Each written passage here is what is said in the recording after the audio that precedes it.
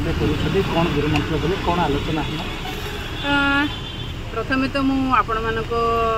देखुं जो मैंने दर्शक मान कहि नवमथर मोर नेता जिते सभापति रूपे निर्वाचित थे से मो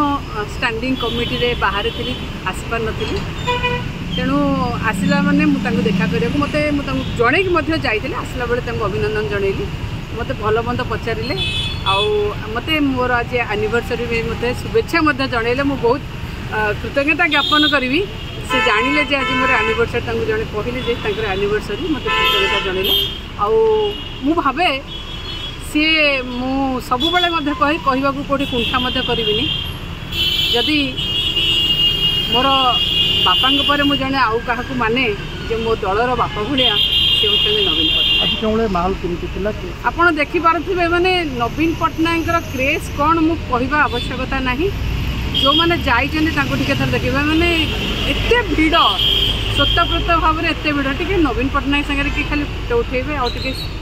मैंने फूल देवे कृतज्ञता ज्ञापन करेंगे। कोटि कोटि ओडियांकर हृदय जीति नवीन पट्टनायक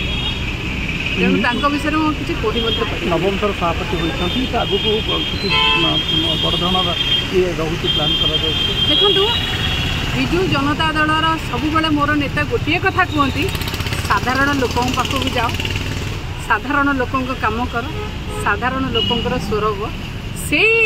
दिग्दर्शन से आरंभ देते आज से कथा साधारण लोकों काम कर